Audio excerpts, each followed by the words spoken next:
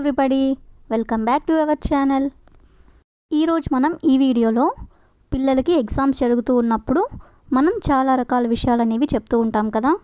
Like exams దగ్గర పడుతున్నాయి, చదవకపోతే నువ్వు ఫెయిల్ అయిపోతావు, రేపు ఏ ఎగ్జామ్, ఇలాంటివనేవి మనం అడుగుతూ ఉంటాం కదా.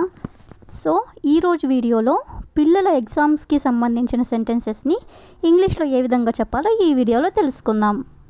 వీడియోని ఎక్కడ స్కిప్ చేయకుండా ఎండ్ వరకు చూడడానికి ప్రయత్నించండి. వీడియో కనుక నచ్చినట్లయితే లైక్ చేయండి, షేర్ చేయండి. అలాగే మరిన్ని ఇంట్రెస్టింగ్ వీడియోస్ కోసం నా ఛానల్ని మీరు సబ్స్క్రైబ్ చేయండి. ఇప్పుడైతే మనం టాపిక్లోకి వెళ్ళిపోదామా. Let's get in to the topic. First one is, నీ ఎగ్జామ్స్ ఎప్పుడు స్టార్ట్ అవుతాయి? నీ ఎగ్జామ్స్ ఎప్పుడు స్టార్ట్ అవుతాయి? ఎగ్జామ్స్ టైంలో పిల్లల్ని మనం ఇలా అడుగుతూ ఉంటాం కదా. సో దీన్ని ఇంగ్లీష్లో when will your exams start? when will your exams start అంటే నీ ఎగ్జామ్స్ ఎప్పుడు స్టార్ట్ అవుతాయి అని. నెక్స్ట్ వన్ ఈస్, ఒకదాని తర్వాత ఒకటి చదువు. ఒకదాని తర్వాత ఒకటి చదువు. దీన్ని మనం ఇంగ్లీష్లో read one after the other. Read one after the other అంటే ఒకదాని తర్వాత ఒకటి చదువు అని. దీన్ని మనం read one by one, read one by one అని కూడా అంటాము. రెండిటికి మీనింగ్ కూడా ఒకదాని తర్వాత ఒకటి చదువు అని. Next one is, me teacher exams time table ఇచ్చారు. మీ టీచర్ ఎగ్జామ్స్ టైం టేబుల్ ఇచ్చారు. టీచర్ పేరెంట్స్కి టైం టేబుల్ ఇన్ఫామ్ చేస్తూ ఉంటారు కదా. సో దీన్ని మనం ఇంగ్లీష్లో your teacher has given the exam time table. Your teacher has given the exam time table అంటే మీ టీచర్ ఎగ్జామ్ టైం టేబుల్ ఇచ్చారు అని. నెక్స్ట్ వన్ ఈస్, లెసన్స్ పూర్తిగా రాస్తున్నావా? లెసన్స్ పూర్తిగా రాస్తున్నావా? పిల్లల్ని మనం ఇలా అడుగుతూ ఉంటాం కదా. సో దీన్ని ఇంగ్లీష్లో are you writing the lessons completely? Are you writing the lessons completely అంటే లెసన్స్ పూర్తిగా రాస్తున్నావా అని. నెక్స్ట్ వన్ ఈస్, నీట్గా రాయి. నీట్గా రాయి. దీన్ని ఇంగ్లీష్లో రైట్ నీట్లీ. రైట్ నీట్లీ అంటే నీట్గా రాయి అని. నెక్స్ట్ వన్ ఈస్, అన్ని క్వశ్చన్స్ చదివావా? అన్ని క్వశ్చన్స్ చదివావా? ఇలా అడుగుతూ ఉంటారు కదా. అన్ని క్వశ్చన్స్ చదివావా, ఇంకేమైనా బ్యాలెన్స్ ఉన్నాయా అని. సో దీన్ని ఇంగ్లీష్లో have you read all the questions. Have you read all the questions అంటే అన్ని క్వశ్చన్స్ చదివావా అని. నెక్స్ట్ వన్ ఈస్, ఉదయాన్నే మళ్ళీ ఒకసారి రివైజ్ చేసుకో. ఉదయాన్నే మళ్ళీ ఒకసారి రివైజ్ చేసుకో అంటే ఎగ్జామ్స్కి వెళ్ళే ముందు ఒకసారి చదువుకో అని. సో దీన్ని ఇంగ్లీష్లో revise once again in the morning. Revise once again in the morning అంటే ఉదయాన్నే మళ్ళీ ఒకసారి రివైజ్ చేసుకో అని. నెక్స్ట్ వన్ ఈస్, నీకు రేపు ఏ ఎగ్జామ్? నీకు రేపు ఏ ఎగ్జామ్? దీన్ని మనం ఇంగ్లీష్లో what exam do you have tomorrow? What exam do you have tomorrow అంటే నీకు రేపు ఏ ఎగ్జామ్ ఉంది అని. నెక్స్ట్ వన్ ఈస్, రేపు నీకు తెలుగు ఎగ్జామ్ ఉంది. రేపు నీకు తెలుగు ఎగ్జామ్ ఉంది.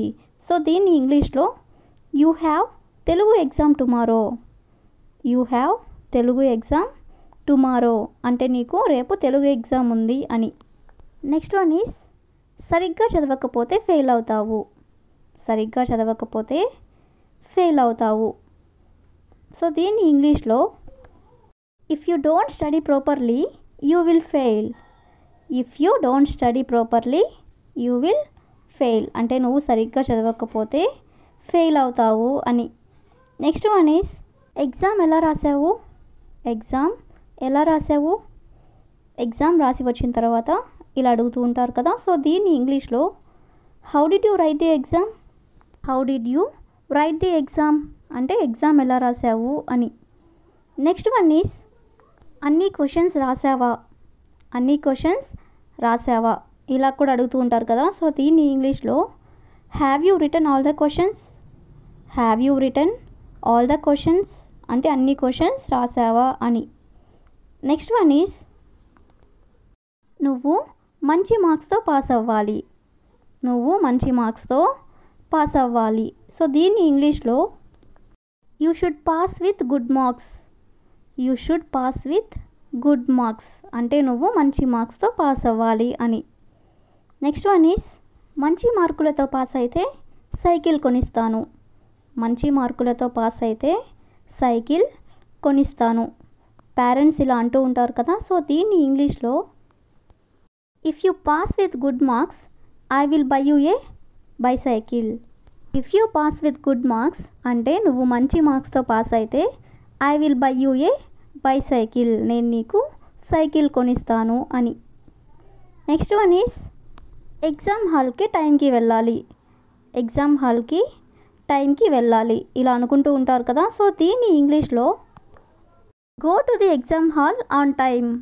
Go to the exam hall on time అంటే ఎగ్జామ్ హాల్కి టైంకి వెళ్ళాలి అని. నాకు ఇంగ్లీష్ ఎగ్జామ్ అంటే చాలా భయం. నాకు ఇంగ్లీష్ ఎగ్జామ్ అంటే చాలా భయం. సో దీన్ని ఇంగ్లీష్లో I am very afraid of English exam. I am very afraid of English exam అంటే నాకు ఇంగ్లీష్ ఎగ్జామ్ అంటే నాకు చాలా భయం అని. నెక్స్ట్ వన్ ఈస్ నీతో పాటు నాన్నగారు కూడా ఎగ్జామ్ హాల్కి వస్తారు. నీతో పాటు నాన్నగారు కూడా ఎగ్జామ్ హాల్కి వస్తారు. సో దీన్ని ఇంగ్లీష్లో along with you your father will also come for the exam. Along with you అంటే నీతో పాటు, your father will also come for the exam మీ నాన్నగారు కూడా ఎగ్జామ్ హాల్కి వస్తారు అని. నెక్స్ట్ వన్ ఈస్ ఈరోజు ఎగ్జామ్ చాలా కష్టంగా ఉంది. ఈరోజు ఎగ్జామ్ చాలా కష్టంగా ఉంది. సో దీన్ని ఇంగ్లీష్లో today's exam is very difficult. Today's exam is very difficult అంటే ఈరోజు ఎగ్జామ్ చాలా కష్టంగా ఉంది అని. నెక్స్ట్ వన్ ఈజ్ రేపటి ఎగ్జామ్ పేపర్ లీక్ అయింది. రేపటి ఎగ్జామ్ పేపర్ లీక్ అయింది. సో దీన్ని ఇంగ్లీష్లో tomorrow's exam paper has been leaked. Tomorrow's exam paper has been leaked అంటే రేపటి ఎగ్జామ్ పేపర్ లీక్ అయ్యింది అని. That's all for today. I will ask you a question for you. నాకు జ్వరంగా ఉంది, నేను ఎగ్జామ్కి వెళ్ళను. నాకు జ్వరంగా ఉంది, నేను ఎగ్జామ్కి వెళ్ళను. If you know this one, please comment in the comment section. Thank you for watching.